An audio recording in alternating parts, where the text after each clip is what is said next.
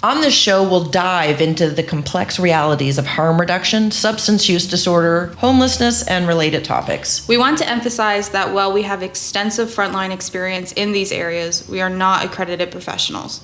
Therefore, despite thorough research, factual inaccuracies may occur from time to time. We are passionate advocates who prioritize lived experiences and compassion in all discussions. Our conversations may contain explicit language and address topics that can be upsetting to some listeners. We encourage everyone to engage with an open mind and understand that our goal is to foster understanding, empathy, and support for those impacted by these issues.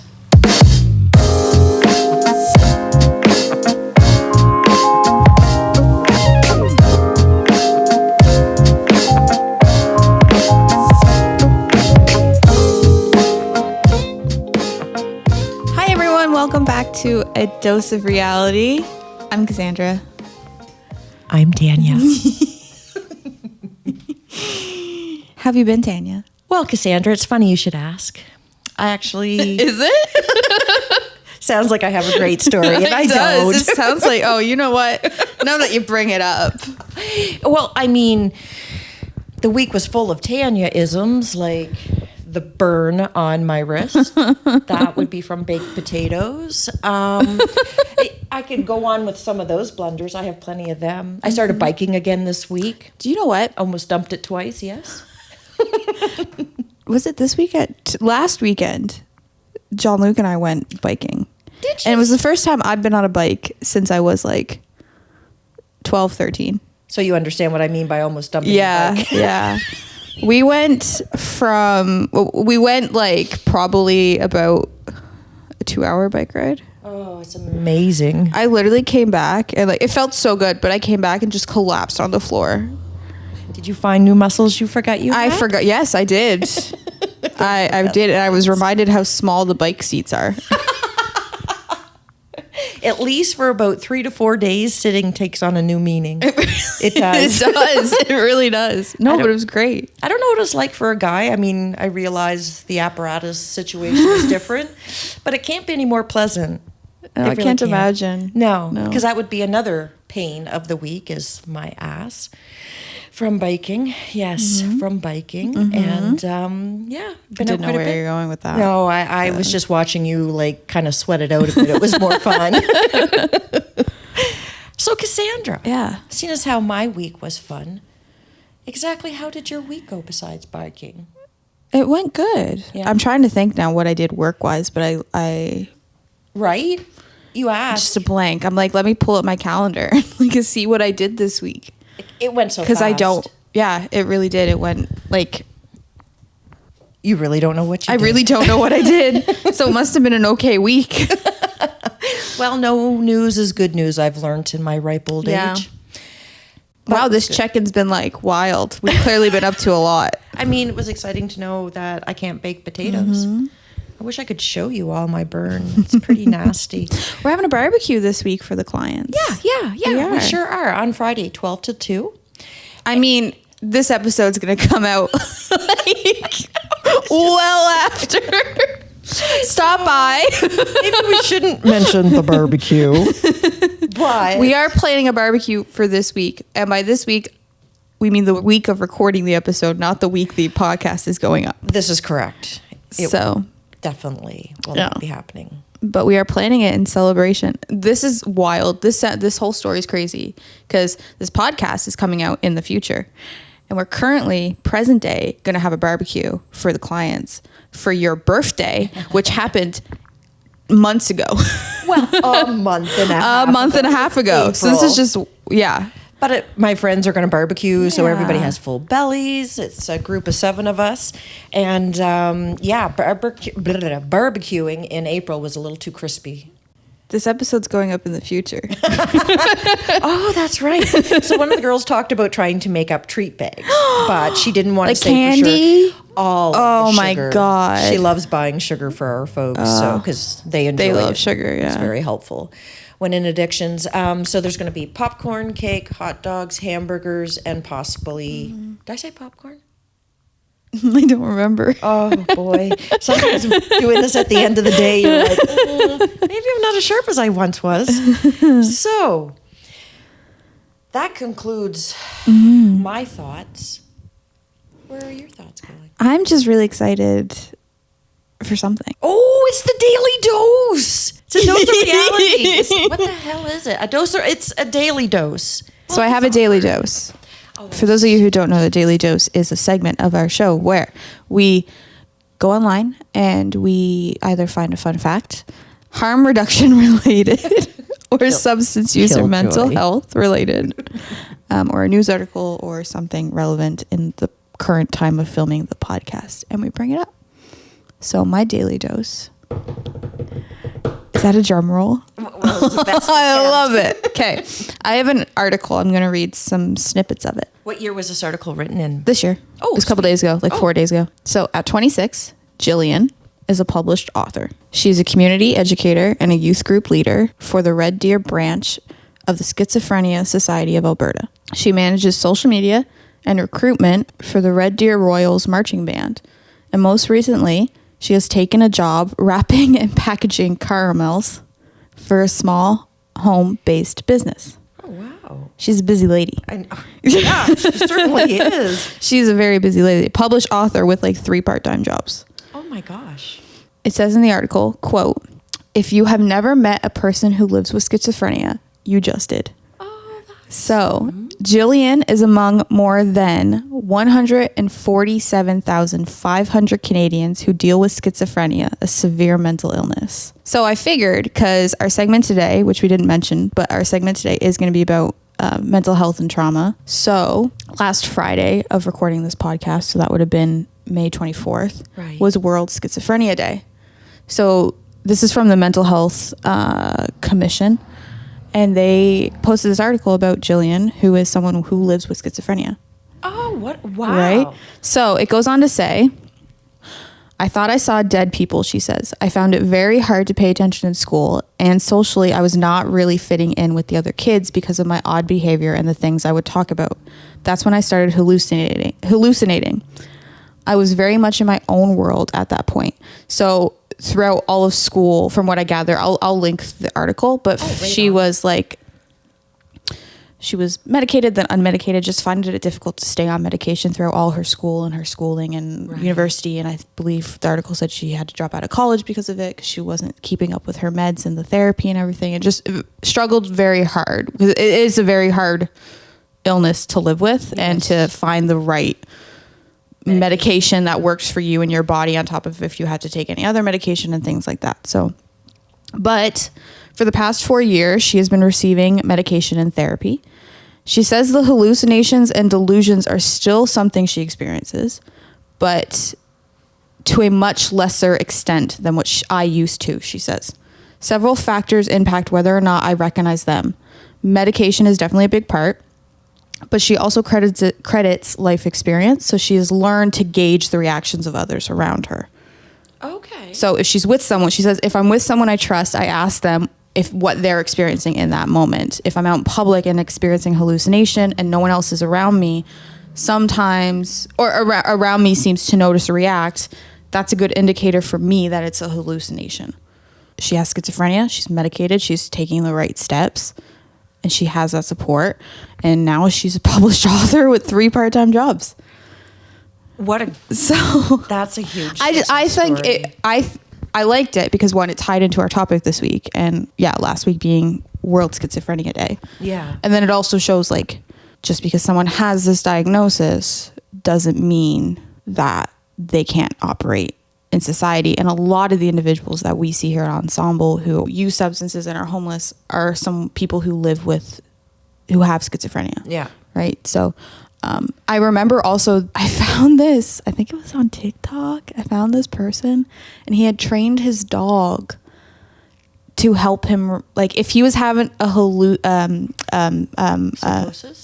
If he was in psychosis, or he was seeing ghost hallucination. Okay. Sorry, I blanked on that word. If he was having a hallucination, he had trained his dog. So if he would tell his dog go greet, and if the dog didn't go greet, then he was like, oh, that person's not really there. That's genius. Right. And then he was also saying, he was giving helpful tips on to other people who also might be struggling. And he was like, if I'm in public, say on a bus, I'll take out my phone and like hold up the camera. If it's not showing on the camera, then I know it. So it's developing those coping mechanisms on how to cope and deal with the everyday struggles of living with this and still be disorder and still be in society, right? Yeah. So medication's a big part of it, and so is therapy, but also then developing those own coping mechanisms, whether that's, you know, gauging the reactions of people around you, like Jillian does, or it's like having a trained dog or using your phone, the camera on your phone, and like these things. So that is clever though with the dog, because you see, right? I mean, I was like, that's great. Yeah, like you're using what tools you have in your toolkit. Yeah, even if you don't even know they're in the bag. So that's even cooler. Yeah, and it is so important for people to know that it can be a successful life. Yeah, dealing with mental illness. Yeah, because it's just like any it's a. I mean, it's a bit more extreme than anxiety and depression and stuff, but it still affects your life, right? And people can still function with those things. You can still function even though you have a mental illness. Yeah, absolutely. So Cassandra, what did you, okay, so first of all, our topics are trauma, addiction, ACEs, and mental illness. So we deal with these 4 items every single day. They're all interconnected. You can't have one, and you can't really talk about one without talking about the other. But most of our folks, I mean, obviously, our folks have addictions. There's some with mental illness. Yeah. I would say, not just even putting it into just our arena, I would say everybody deals with somebody every day that has trauma. Or even ACEs, which we're going to explain. These are all very common things, not just for us here. That's actually a fact. Every 1 in 5 people have some form of mental illness in Canada. So either you yourself have it, or you definitely know someone who struggles with mental illness. And it's good that there's more awareness coming out about it, because I don't think mental health is just like physical health. And I don't think people always realize that you need exercise for the brain as much as you need it for the body too. So I think I don't know. I think we're not going to go crazy and give like clinical definitions and anything like that. Oh God, no. Everybody has a slight idea, just a couple formal wordings per se. But it's so good that we're talking about it, because this is something I really think everybody deals with all these things every day. Oh, for sure. And I think in order for us to go forward with the podcast and in order for us to start, you know, going in the directions we have mapped out for the podcast to go, we need to understand like the reason people use substances in the first place is because of trauma, which is because of mental illness typically, right? Well, it's all connected. You cannot have, not a single person who starts using substances has not experienced some form of trauma in their life. Yeah. Right. It's just wrapped right around. It is. So I'm going to start off very briefly talking about what is mental health before getting into what is mental illness, because they're 2 different things. Beautiful. And I find myself too, before I actually looked into it, some like they're just used interchangeably. Yeah. Like people don't really know there is a difference between mental health and mental illness. And well, we're just learning so much more. Asleep. Your puppy's. Oh, Paisley's here. She's our first guest. I was going to say speaker, but she's out cold. She's out cold. My dog's in her bed by our feet right now, and she is. You guys can't see this, but she's very much out cold. Well, I did pump her full of treats. Tanya bribed her love. So what is mental health? Yeah. So mental health refers to a person's overall psychological well-being, which basically encompasses everyone's emotional, psychological, and social aspects of your life. Every single person has mental health. Absolutely. Quote unquote good mental health. It allows an individual to cope with stress, realize their potential. They can have good work productivity, and they're able to contribute to community. And this involves when we talk about mental health, we're talking about factors like how we think, how we feel, how we act, how we handle stress, how we relate to others, our decision making. All of those things is what we talk about when we're referring to mental health. So when we're saying we have good mental health, we're saying we're thinking okay, we're feeling okay, we're acting okay, we're handling stress, right? And mental health can also be influenced by variety of factors, biological factors, so your genetics. Epigenetics is a big study right now within psychology. Okay. So it's especially intergenerational epigenetics. That is so interesting. Right? So it's basically the study of how our genes are affected over generations of time and how that contributes to our mental well-being. Right. And right. So basically, if you think like, take the redhead gene, for example. So having red hair, take that gene. Sometimes it gets passed down and people say it skips a few generations. So like my great-great-grandmother, say, had red hair. And then my grandmother didn't, then my mom didn't, but I did. So it's kind of the same thing they're finding out with like mental health and especially trauma. That's is incredible. Like your great-great-grandmother might have had a certain trauma response, which then got passed on through genes until it reached you, but it might not have been unlocked in your mother or your grandmother because they didn't go through a traumatic experience that would have caused it to be unlocked, but it's in your genetic makeup. That's mind-blowing. Right? I love the science. So now we're in, like, before biology was separate from psychology, which was separate from, you know what I mean? Like it was all separate, but now they're really starting to look at how your biological factors influence your experiences and your psychological factors, which is also influenced by your environmental stressors. So how all these three, like the biopsychosocial, basically, it's the biopsychosocial model. So how all these three factors come together and influence you as a person. I just can't imagine denying that. It makes sense, right? It really does. Right? So that's what mental health is taking into consideration all of these factors to make up your mental well-being. So like you said earlier, it is essential to prioritize your mental health, like your physical health, because it impacts your quality of life. If you're not taking care of your mental health, it's going to impact your quality of life in a negative way. Same thing if you're not taking care of your physical health, it's going to impact your quality of life in a negative way. I find too, I find physical health, you notice it more, but mental health, it's very sneaky. So once your mental health declines, all of a sudden you're like, oh, where did I just end up? So it's good to... It's like a slow decline. Yeah. Right. And before you realize it, you're on that slope before you bring yourself back up. So I find it's very sneaky. Now, what is mental illness? Yeah. So mental illness, it has to be a diagnosis. Okay. So you have to meet a certain number of criterias. Out of the DSM-5, DV? That's a question I do not know, okay, probably. My apologies. But there probably is, there's a criteria that doctors have that you have to meet to get that diagnosis. Okay. Like you can't a doctor won't go in, if you go in to see a doctor or a psychiatrist or what have you, and you say, I've just been feeling very anxious lately. They're not going to diagnose you with generalized anxiety disorder. No. You have to meet certain criteria. Okay. So mental illness refers to a wide range of conditions that affect one's mood, thinking, and behavior. So these conditions can significantly impact a person's ability to function daily in life. So everyone has mental health.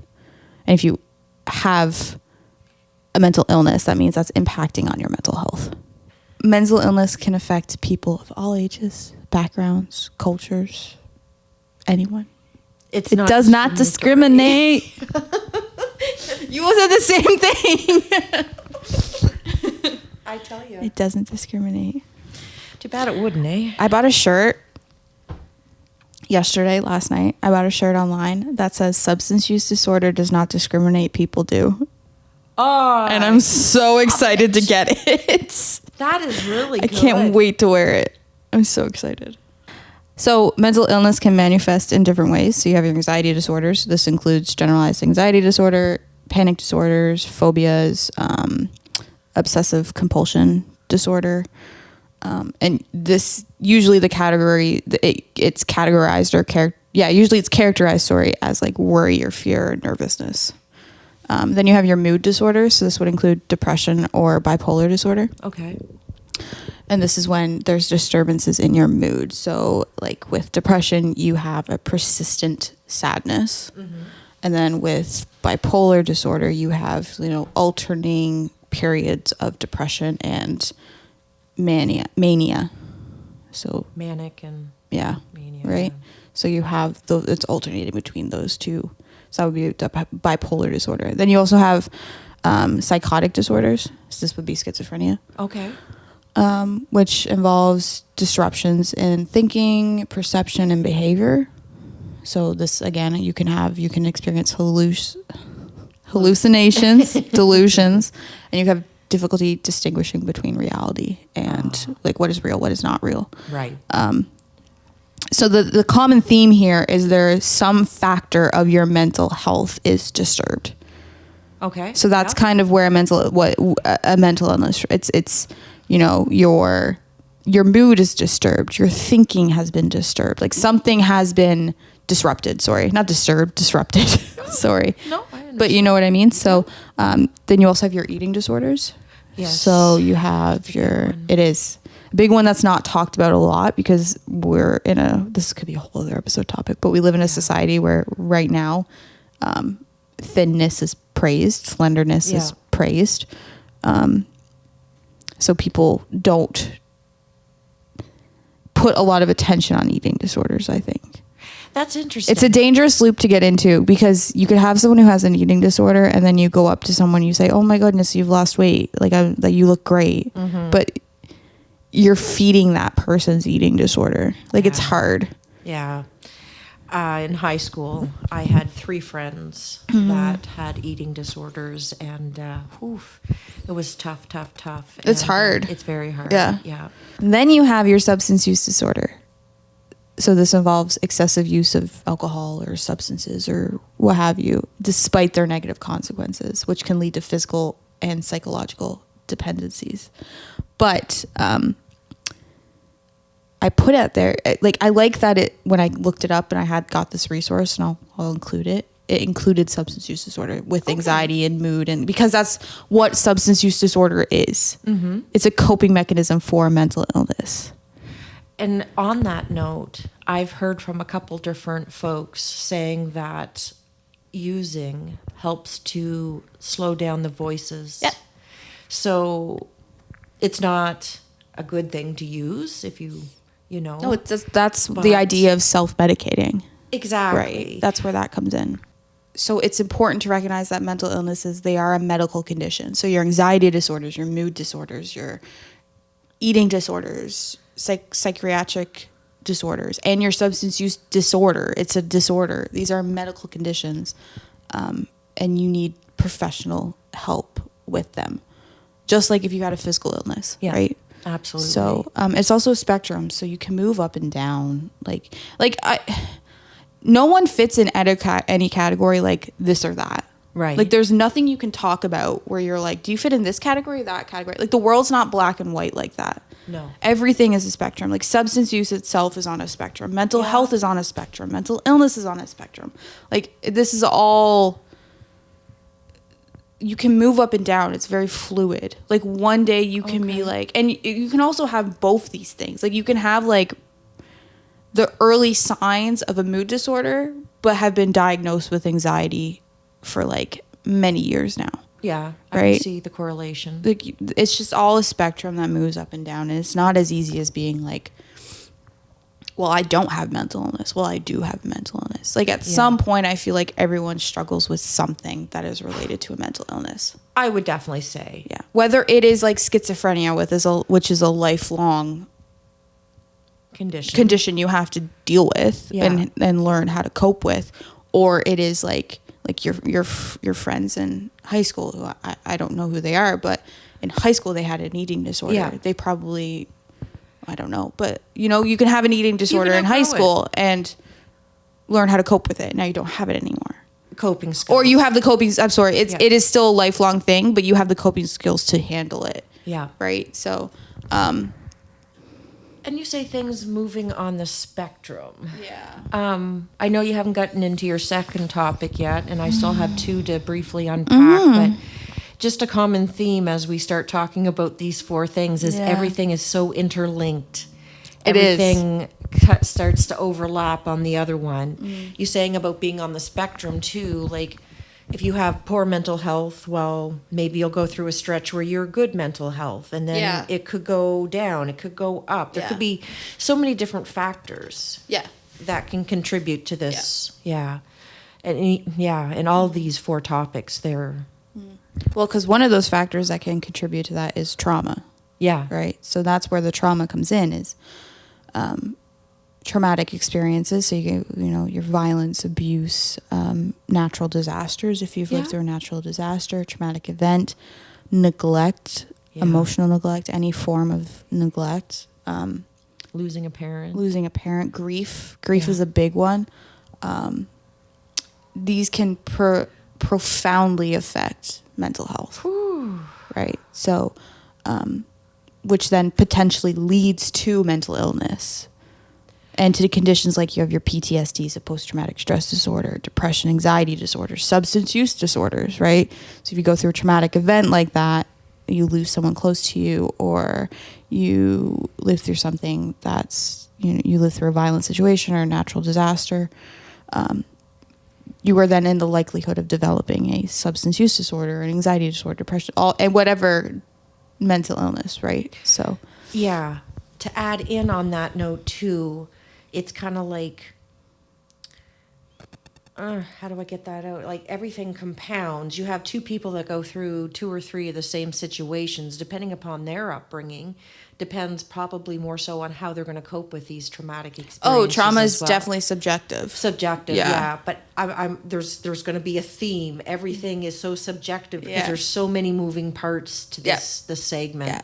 Yeah, that's why we couldn't talk about mental health without talking about trauma, without talking about ACEs, without talking about addiction. Like it all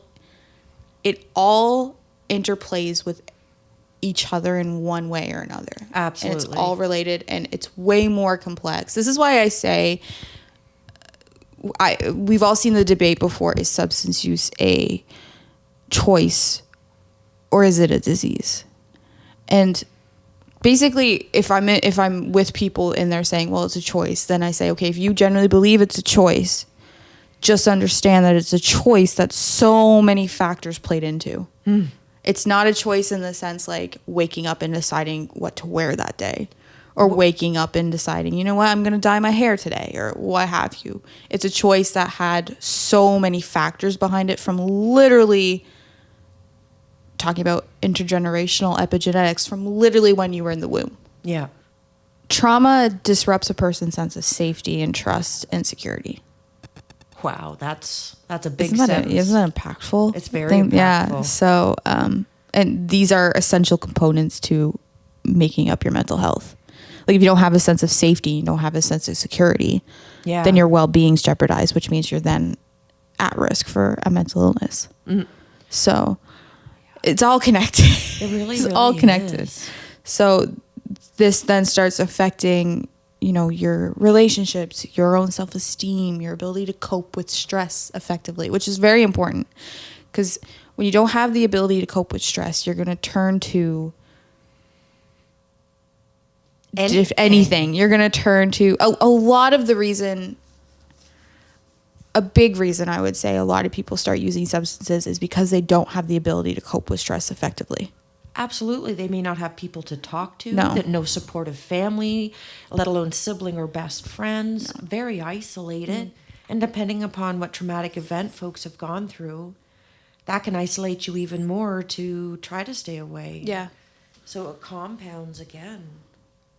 So basically, trauma is a significant risk factor for the development of various mental illnesses. And an example that I found of this is childhood trauma, which I'm going to skip over because you're going to talk about that. Oh, that's okay. But I didn't write the example down. I just wrote down childhood trauma in brackets. Oh. Tanya will talk about this. but childhood trauma is very significant to developing mental illnesses. Which it plays a makes big sense, factor into it, right? So, and not just when we say trauma too, we have to remember, going back to neglect, that trauma isn't always what happens to an individual, but a lot of the times it's also what doesn't happen. Yeah, but you don't see. Then that's where the emotional neglect comes in, right? So I use the example sometimes of if you could have mom, dad, and son who are mom and dad are, I don't know, they're like rocket scientists or something, like very well off family. Right. And the child never had to want for anything. He always got everything he asked for. He never had to struggle or had any hardships. But mom and dad were always working and just kind of like bought his love, basically. Yeah. Well, then you're missing a very key component in your upbringing. Yeah. Right. Parents are both forced to work. Yeah. Because sometimes there's no choice in the family. Well, and that's another thing, right? If you have Yeah. single mom who needs to work 2 or 3 jobs to keep a roof over child's head, then also unintentionally. But that's where it comes into like, do you have the other supports you need? Oh, right. Yeah. And this none of this is saying that if you've lived through any of this, then you're going to develop trauma, then you're going to develop substance use disorder. But it's more so to think of it the other way, that every single person who has substance use disorder, who use substances to cope with these things, they have gone through something traumatic to be there. And trauma, I'm not a scientist, but it does alter your brain development. Like it affects, when you go through something traumatic, it affects the stress response system, and it contributes to the development of maladapted coping strategies. So it changes the function and the structure of your brain. Like it affects the like neurotransmitters in your brain. It affects how you retain information. It affects the release of dopamine. It affects the stress response systems in your brain, which then again it makes you vulnerable to mental illness. Yeah. To contracting a mental illness. So some individuals may experience multiple or prolonged traumatic events. So this was known as complex trauma. So these are particularly severe. So an example of complex trauma would be like veterans. Okay. Right? Like they've, for many years, have probably gone through prolonged traumatic events. Yeah. Fighting overseas. So this is particularly severe and has enduring effects on mental health. And then often resulting in complex post-traumatic stress disorder, other severe mental health conditions. Complex trauma can impact various areas of functioning, so including emotional regulation, so how you regulate your emotions, your interpersonal relationships, and your just like self-identity, your idea of who you are. Right. If we do take veterans for an example, because some of our clients and some of the people who we help who access the services are veterans. Yeah. Right. You go over and you start fighting in a war and you're there for many years and you come home injured and you're just like, I don't know what to do. Like, who am I basically now? Like you have to reinvent your whole self. Like that's rough. A lot of these topics too talk about identities, losing identities, not know what, because you do have something huge happen in your life and you're like, whoa, okay. Who am I now? It's a setback almost. Not, no. So understanding the impact of trauma on mental health is crucial for providing effective care and support, obviously. You need to understand that. You need to understand how trauma affects mental health in order to handle it. Absolutely. And to order how to provide adaptive, what's the word I'm looking for? Appropriate care, I guess. So this is why adopting trauma-informed approaches are necessary. And they're important. Yeah. It's starting to grow in the community. It is. I've noticed that. And I guess we will do a whole episode at some point coming up about trauma-informed care and what exactly that is. But it's just understanding that people can live through very traumatic things and rough events, and it's just treating people with compassion when they're having a rough time, basically. I think you could almost, if you were just going to give a fluffy term for trauma-informed care, is just be kind. It is. I mean, everything. Harm reduction, just be kind. Well, trauma-informed care, just be kind. Well, I'm serious. It's it really is. Our society, our people, us, we've all, everybody has something. And if we could just learn how to be kind. And that's what trauma-informed care is. It's seeing an individual and knowing their worth and knowing that they've gone through these crazy things and still working towards the future. Like, people need I'm going to stop right there. So before Tanya takes it over, I just want to quickly bring it back to, we talked about trauma, we talked about one's mental illness, but trauma and mental illness can significantly heighten the risk of developing substance use disorder. We already talked about it. We already talked about how individuals who use substances, they all have trauma. There's no doubt about that. They all have something trauma. Now, what that traumatic thing might be is like up for debate. Some of it, again, it's subjective, right? Oh, yeah. So I'm staring at, you guys can't see it, but I'm staring at one of my slideshows, one of my slides. What do I have? No, I'm looking at my screen. You don't have anything. Where's the spider? No, there's no spider. Just point it out. I don't have time. So I'm looking at one of my slides that shows a graph of how trauma, mental illness, and substance use are all intertwined.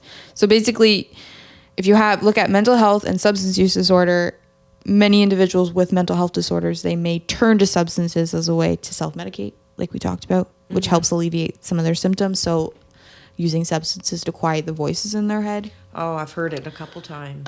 If you look at trauma and substance use, so trauma, which is experience that are emotionally and psychologically distressing, again, when you go through traumatic experience, it heightens or makes you more prone to developing a mental illness, which then puts you at risk for self-medicating, or you may start self-medicating because of it.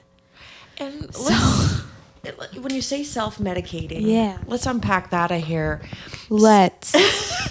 Wow, such support. Self-medicating can be people that go shopping. They're choosing to do something and medicating. Mm-hmm. Okay, sorry, I thought you were like, you're wrong. And I'm like, you're right. Not wrong. No. Like, it's just the same people that binge watch, or there's so many different things that people do. You're feeling sad, so you go home and you buy some things off Amazon. And then eat it with ice cream. I mean, things you bought shop off with Amazon. ice cream, sorry. Yes, I can only be expected to have so much intelligence at this time of day. Having had said that, but that's something important to unpack. It could be so many different things. Some people choose to read a book. Some people may choose to use a substance. I had a really stressful day. I'm going to crack open my beer now.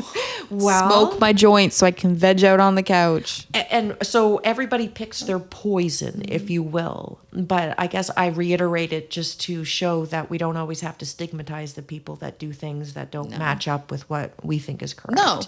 So, and we as in you and me, or we as in our families, however you look at things. Even when I go out and I do presentations and I do say that like you can be addicted to anything, addiction is anything. I have like 2 slides where I just show things you can be addicted to that are legal or socially acceptable.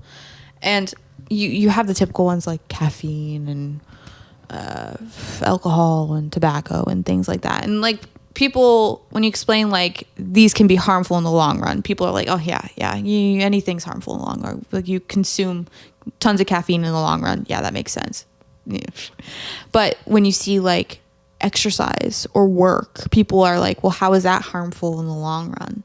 It's exercise, you're exercising. But those things may not have immediate physical or like immediate health risks for you, but what's it doing to your financial, like what's it doing to you financially? What's it doing to your relationships? What's it doing to, you know what I mean? I do. If you're working all the time, that's great. For one, you're probably at risk of like burnout. Yeah.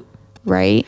But that's what you've chosen to stuff to down deal. your Yeah. emotions, Because you don't want to deal with whatever, like you're suppressing at some emotion or something that's happening. And then also if you're working all the time, how are you hanging out with friends? How is your wife? How is your partner? How's your children? Like it's affecting you negatively in some other way. Which is what alcohol or substances do when you use it. And if it goes to a negative way, that's when you start getting into the abuse and disorder per se. It's just years ago when my anxiety was through the roof, I would make myself exercise 45 minutes a day. If I fell asleep on the couch and woke up at 2 a.m., I got up and exercised 45 minutes before I went back to bed. It was a must in my life. It was not healthy. No. So that's why I like that you brought that up, because there's different things that can still be detrimental. It doesn't always have to be a substance. No. So, and I know last episode we went on the rant at the start about gambling and how, right? And it's a serious addiction because, you know, people have lost their home. Like, people who work their whole lives for their savings and their house and their family, they lose it all. Yeah. In one game because they can't stop gambling it all away, right? Yeah. So another point that I'm going to make before, Tanya, you take over, is that you can have pre-existing mental health disorders. So again, talking about genetics.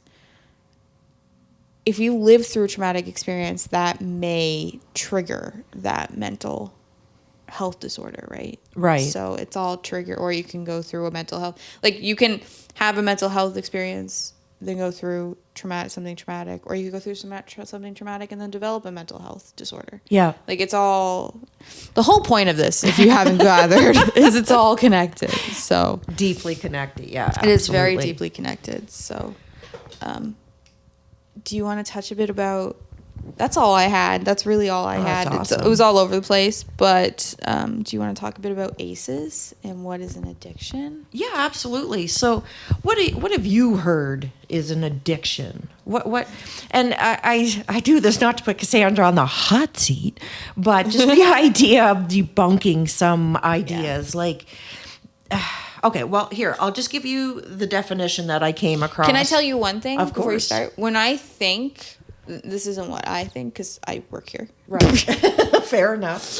But when I think when the general public hears the term addiction, they automatically think substances of some, like they automatically think hard drugs. They automatically think alcohol. They automatically think.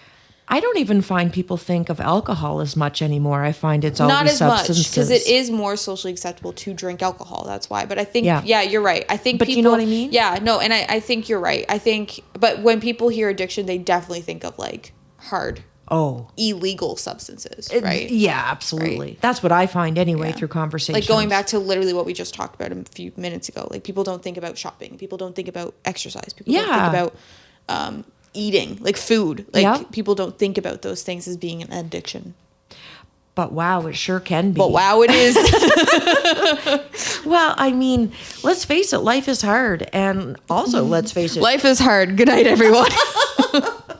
Well, I feel like I could shut down after that sentence, but life really is hard. So I joke and say, pick your poison, but it just depends on what choices you have to make, like what you have to choose from. And yeah, let's just go right into the addiction thing before I get myself twisted.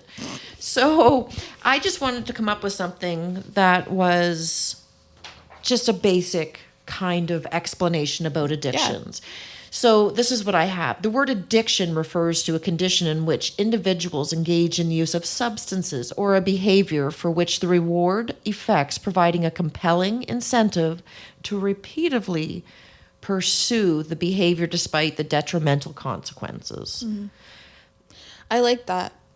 I do too. But can I tell you my one pet peeve with it? Oh, well, absolutely. So just hold on. This term can apply to the habitual use of drugs or alcohol as well as behavior such as gambling, gaming, and other activities that become compulsive. I just wanted to finish that off. But yes, sorry, I please thought you do were it. done. No. I didn't want you to rush through it. I never know what I I'm liked doing. parts of that. Yeah? I liked most of it. There was like two things that I... Lay it on me, sister. So, and this isn't me like criticizing. I don't want to come. Not offended. I really liked how it did highlight the behavioral aspects, like As the opposed to- gambling and things like that. I think this is only because I found a Gabor Mate quote on addiction so long ago. Let's hear Gabor's. So State it, girl. let me pull it up. Hold on. I'll read it and then explain to you why I like this quote. Sure. So he says basically the same thing. Like he doesn't say anything different. He says the exact same thing. He says addiction is manifested in any behavior that a person craves, finds temporary relief or pleasure in, but they suffer negative consequences as a result of, and they have difficulty giving it up. Yeah. The reason I like that quote is because it doesn't specifically say substances in it. Do you know what I mean? I do. I find And I think this is, again, it goes back to like that kind of mindset that when people think of an addiction, they think of substances. And even when you look at a quote online to find out what an addiction is, it says addiction is a substance or. That's fair. Right? That's so fair, yeah. like, for some reason, they have to kind of emphasize that an addiction is, related to substances or these other behavioral factors, but we have to highlight that it's for substances. But I think that with Gabor Mate's quote, it's more impactful, and it's more like it can be anything. Yeah. It doesn't stay in it, the word substances or anything substance related at all. I agree. Right? So it really shows that like an addiction is anything. And really, it seriously is. I look back on my fitness fanatic stage, Yeah. and it wasn't healthy to be up at 2:00 in the morning on an exercise bike. No. But that was my mental health at the time that was off the rocker. Shopping, you can lose your house with shopping, but if that's what you're, some people get off on stealing because of the rush. I mean, yeah. It literally, like, I just love Gabor. I mean, internet obviously is a big one that people talk. Sex. Oh, that's right. That's right. Sex addiction is very interesting, I find. I think it's more popular than what we realize, too. I wouldn't say popular. Well, okay, that's not the right word. It's more... No, but I know what you mean. Okay, like God. that, like addiction to sex and porn, specifically like a porn addiction. Yeah. I personally find it, I don't know if interesting is the right word, but like just the psychological factors behind that. Yeah. I find very interesting to I like agree. look up on. The brain is incredible. Oh my God. It scares me, honestly. Well, I don't think we have our full potential in action, so which could scare you. But just the science behind the brain and how trauma can make impressions on the brain, and different experiences in alcohol, not alcohol, addictions rather, and just how it changes the brain chemistry and stuff. All of that just blows my mind. Do you know what's another addiction that people don't really think about? What? Hoarding. That one's very dangerous too. Do you ever watch that show on TLC? She had 3 dead cats in her piles. Dead cats. I couldn't watch it. Well, that was the end of my watching it after the dead cats were found. Was it called Hoarding? Is that what the episode was called? Hoarding Buried Alive or something like that? It was something. It was so long ago. But I mean, that is another situation because I mean, that's deeply embedded in trauma. I have an issue with like those shows. Now that I think about it, like this is just like literally something that just came up. Like we were talking about it and then I goes, I have an issue with this. That's what my head just told me. You think they're being exploited? I think they're exploiting people's mental illness, and because if you're hoarding, you're doing that. There's something going on there, right? There's same thing. Like they used to have that show Intervention. Scared Straight, that one you mean, where they took young kids to jails? Oh no, not that one. I mean, if you want to talk about a traumatic experience. Yeah, really. Let's scare a kid shitless. Like, come on. Check that out. But there was an episode, I don't know if it was on TLC, I don't think so, but it was just called Intervention, I think. And basically people just did interventions. Is that where they kind of like gathered in the living room and these are the two? Oh, okay. Yeah. That's a long time ago. It's like exploiting people when I they're can understand that. Like they're very vulnerable. Yeah. So I can understand why you'd see it in that perspective because, it does kind of feel that way. But money talks and money sells. That's the sad part. that's another addiction. Yeah. It's another What else episode. you got for me, Tanya? Okay. So, I think 4 basic things are important to touch on: the compulsion, negative consequences, loss of control, and dependence. I think those are big because even though you keep going shopping and there's nothing in your bank account, then there's the visa. The negative consequences really speaks out to me in some regard too. Can you read them again? Sorry, it was dependency, negative consequences. What else was it? Compulsion. So Yeah. like a strong, uncontrollable urge. The need to do it. Yeah. Yeah. Negative consequences. So continued involvement in behaviors or substances despite harmful effects that happen on health, relationship, finances, other aspects of life. And loss of control. I mean, nobody ever really wants to lose control, if you will. So to have something to control really makes sense that's part of a substance Yeah, that makes use. sense. Yeah. Yeah.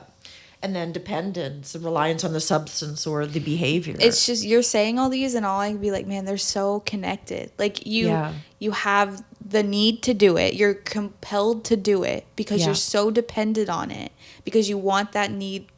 Like you feel so out of control in your life. Like it's just all so connected. Absolutely. So intertwined.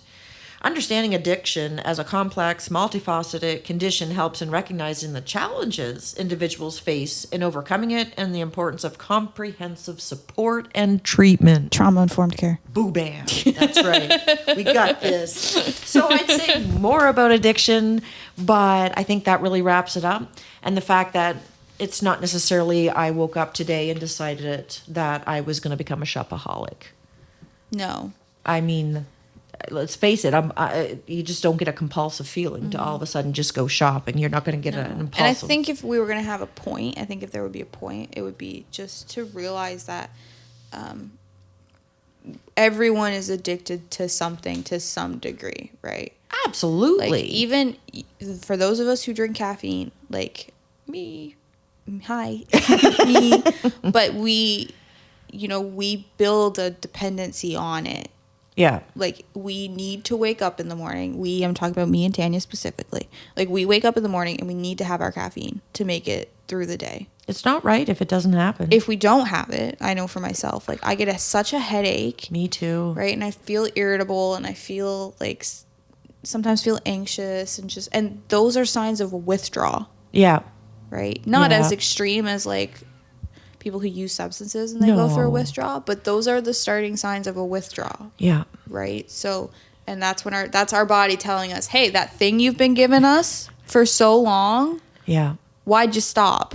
Well, yeah. And then your body's dependent on it. Right? And then you're like, well, I have such a headache. I guess I need a coffee to make it go away. So you're going to go make yourself a coffee to make it go away. Oh, yes. Right?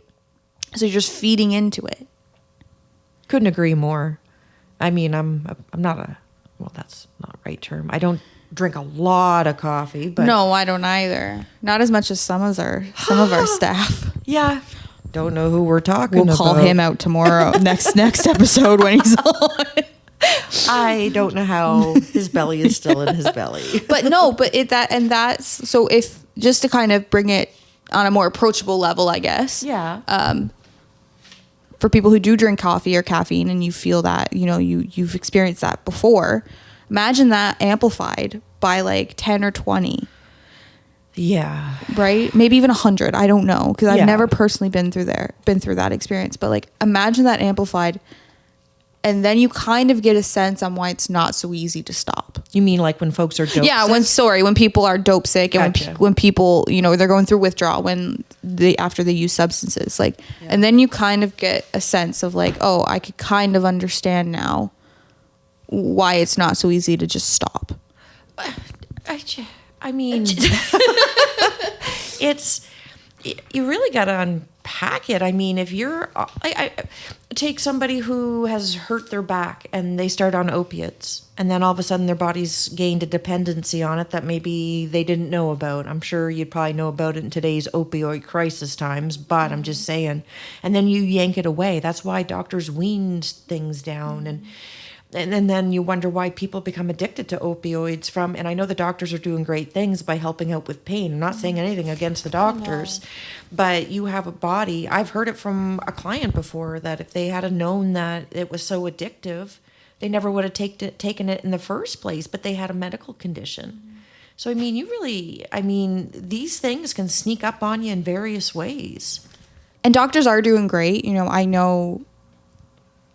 know that doctors nowadays are less likely to prescribe opiates and they're more, if it's not needed, they will heavily endorse Tylenol and Advil. But I mean, if you're interested in like how the pharmaceutical industry kind of profits on these things, I know there are some on Netflix, but I personally watched the Dope Sick show on Disney Plus. Oh, how was it? Oh my god, incredible! You know about the show? No. So it's about Oxy. Okay. And how, oh my god, I'm blanking on the name. What was the name of the pharmaceutical company that Big Pharma.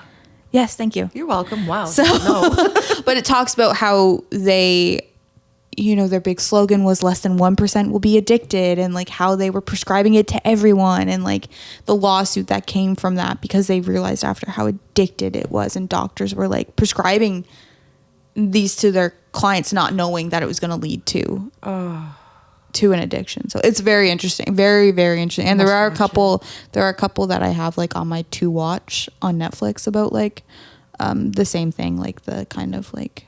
There's more shows there? Yeah, there's tons of documentaries actually on Netflix about like the whole pharmaceuticals behind opiates and pain meds, and that'd be it's very interesting. So maybe we could pick one day and just talk about it. But I would love to. Yeah, would love to. So, adverse childhood experiences. Yes. It's really mind-blowing. They've created this ACEs test that you can put, the kids can take it, not that they're filling it out themselves. I'm not saying that, but it just goes to show how trauma impacts a person. So what they are is it's potentially traumatic events that occur in the childhood. ACEs can involve violence, abuse, and growing up in a family with mental health or substance use problems. Toxic stress from ACEs can change brain development, which again, I love the science behind it and how the body reacts to stress. So once again, all interconnected. And the other thing that they've also said too is some chronic health conditions can come up. But the other thing is they can be prevented. That's the other big thing I don't think people realize too. If you get on board with preventing the ACEs, you can lower risk for conditions like depression, asthma, cancer, diabetes that will develop later on in adulthood. Just think about that. Stress. So when you say prevent the ACEs, meaning if you're aware of what ACEs are and you're having children. Oh, okay. So just like creating a better environment for a child to grow up in. It also reduces risky behavior like smoking and heavy drinking. So just the fact that something that happens when you're like 5 can affect you later on in life, it's quite interesting.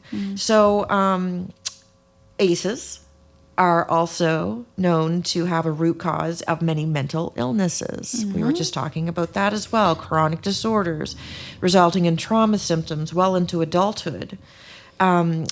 People that scored on ACEs 4 or more were significantly at greater risk for many behavioral, physical, and mental health issues later on in life. Really? So they're already saying that about what children are experiencing when they're younger. Anyway, it blows my mind. I just wanted to let you know, too, that ACEs, when they're doing the test, it's about physical abuse, I can't even talk anymore, sexual abuse, verbal abuse, physical neglect, emotional neglect, mental illness, substance addiction, imprisonment, witnessing abuse, and losing a parent to divorce, separation, or death. So when you take that whole gamut and you think about what a child... sometimes you can just be born and already have scored on the ACEs. So if the mother was addicted to substances, if initial abuse, things of that nature. So sometimes your risk goes up further. But it's interesting that the more stressful situations you have, not only does it increase your opportunity for mental illness and for substance use addiction, but it also really railroads your health. Do you know what I find fascinating about this is like you said, like you could have someone who's not even born yet and already score on this test, which means then it's giving people the tools to, be like, okay, here's your score on this test. Here's your risk here's kind of where you're at on the risk scale. Let's learn right now before these symptoms even come up, coping mechanisms and how to deal with these stress and how to deal with this. I also, while you're reading it, you mentioned how kids do it. But I think too that this would be, if you have, say, if I was a counselor and Tanya, you came in to see me and you were like, I'm bringing up all these, here's my whole life story basically. Right. Then I can be like, let's do this ACE test with you to kind of see where you fall on this scale to kind of help you better understand why you ended up here. Yeah. Right? Do you know what I mean? It's unpacking it just kind of adds more of that kind of like validity to what people go through and why you are where you end up. On that note, talking about ACEs and talking about like coping and like all this preventative measures, I found this is really important. What is the biggest predictor of addiction? Are you covering your phone so I don't see? I am. The biggest predictor. Yeah, I'm actually. Am I going to know this? You may, but this is really interesting. So I'll let you know. So, age of first use is a major predictor. Like from the person who starts using? Yeah. I don't know about you, but I've heard of people using when they're very young. Sometimes it's because a parent has it's encouraged generational. it. Yeah. So starting alcohol, nicotine, or other substance use at an early age is one of the strongest and most consistent predictors of an increased risk of addiction. Mm-hmm. That gave me goosebumps because I know some folks that have started really early, and I suspect that if they had an adult brain at the time, they never would have used. You don't know when you're little. You don't. You don't know any better, right? And if we're talking about, you're raised in that environment, that's what you know. Yeah, absolutely. Right. And there is like, I don't believe black and white. I don't believe, that question, like nature versus nurture. I think they both impact. Right. We're going back to the very start where we talked about how mental health it takes into account your biological factors, your psychological, and then also your societal factors. Like, I think it's it's not as black and white as like nature versus nurture. Yeah. And I think that's the same with like when you're talking about substance use, like it's nature versus nurture. You can have someone who was raised by the most caring mother and the most caring family, but if they're still in that environment, it's still going to affect them. Right. It's there. And your genes also, like everything, it's so complex. And everything we talked about today kind of just like, it plays such a big factor. It does. I mean, what happens if you have somebody that has a great home life, parents stayed together, got your white picket fence, and then all of a sudden some traumatic event happens out of nowhere? Okay, yeah, that sounds far-fetched, but let's talk about a natural disaster or a car accident. But like, I remember when we were when I was going around doing those surveys. So a few months ago, I had to go around and interview clients who use. My God, a few months ago, I had to go around interviewing people who use substances around all of New Brunswick. Yeah. And I remember like one of the questions we had to ask was, how old were you when you first started using? And there was a nice few who were like 45, 50 when they started using. So imagine the repressed emotions and That's interesting. Right? Like when I hear that, my brain, I can't help but think like, what is your life story? What did you go through that made you at 45 decide to start using? Right? Like it's what factors were at play? What traumatic event or events did you live through? Right? And we all know right now, like in this economy, like it's so easy to become homeless. Yeah. And that alone is a traumatic event. It really is. Our community's having a hard, this country's having a hard go monetarily. Right. But then if you focus it down and down and down in just our small community, you'd be homeless the next day. I mean, you don't know if you're getting rent evicted. You don't know if you're going to lose your job. I'm not trying to say times are horrible, but there's some pretty pressing factors that make it hard. There really are. And we didn't talk about it. I mean, we kind of did without saying it, but like the social determinants of health really play into substance use in general and how people can why people develop substance use, why people can't maintain sobriety if they're able to reach that point. Like it's very complicated. And you know what? I think that's like this whole episode, it feels like it's been all over the place. Like we've been jumping back and forth. And I think that just really shows how complex it is. Mm-hmm. Right? Yeah. And we're not doctors. We're not psychiatrists. We're not here to diagnose anyone. But just understanding how everything's interwoven and relates to each other, and understanding and seeing how you don't need to even understand it, just know how complex it is. Yeah. And understand how complex all mental illness is, but especially substance use disorder, like how complex it is and what someone had to have lived through to make it that decision, right? Whether it's that's all they've known because that's the environment they were raised in, or something happened and at 45 years old they decided that's the only way they could cope. If I could drive one point home, it would just be to realize that, I know I might beat this whole be kind to death, but you don't know what people have been through. You don't know what traumas they've been through, what experiences they've had. Mm-hmm. I mean, I know we don't deal with natural disasters left, right, and center, but let's face it, you look somewhere else in the world and they've got always. that. I remember, I'm from Newfoundland, and I remember like tropical storms and like hurricanes and right, like I've had friends and like people I know, like roads washed away and houses washed away. So it's not that far. It's not as far fetched, or like, you know, it's removed, it's not as removed as we think it is, right? Even when you look at like Cape Breton and stuff, they get some pretty nasty goes, that's right. So, I suppose. But it all that to say, like, just be kind. People have been through a lot. Yes. I don't know how to drive that home anymore. Like, we're living in a world where there's so much goodness, but sometimes you got to fight real hard to find it.